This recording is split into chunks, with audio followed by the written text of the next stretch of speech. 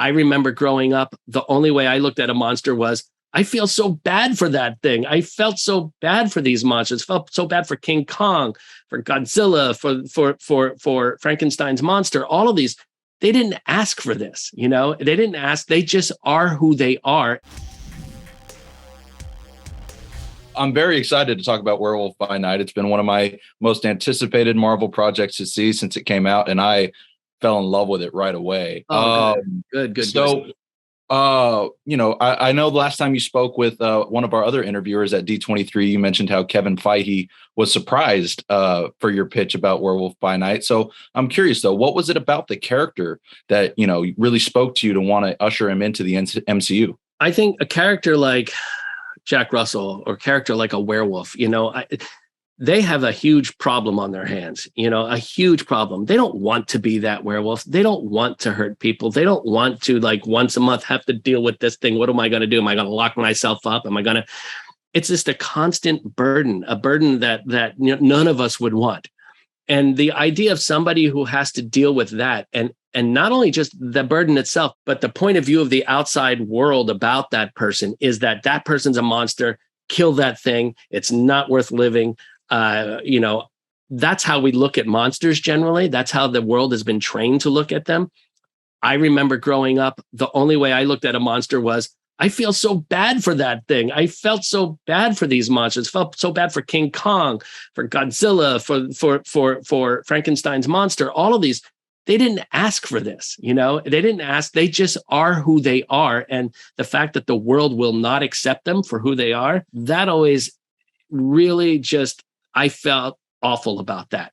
So the idea of exploring stories where that to force people to look at these monsters as actual people, that was very interesting to me. In most cases, when you see a monster like this in a film, the first thing they do is, how do we kill it? How do we kill this thing? And it's always from that point of view. I wanted to tell a story from the other point of view, So for me, it was about exploring the empathy and the humanity of these characters that so often is just pushed aside in many of especially our modern movies. Well, I think that's explored very well within the special. I loved seeing the development of Jack and Man-Thing as well. It's such a unique little dynamic and approach to the characters.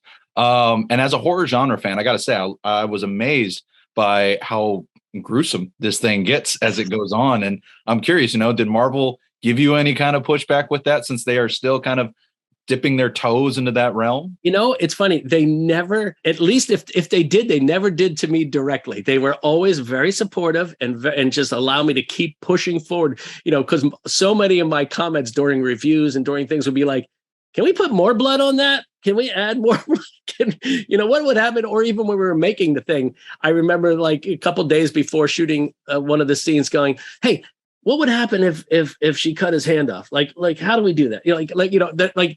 And everyone was always just like, okay, well, let's go for it, And so I have to give them a lot of credit in that regard, that they really trusted me to do those things. And I'm not a person that loves slasher movies. Like, I don't love just randomized killings of people. That is not my thing. But if it's done in a way that is stylistic, that is sort of, fun, and also with the intent of being a fantasy, then I'm all on board. That's why I love Poltergeist so much.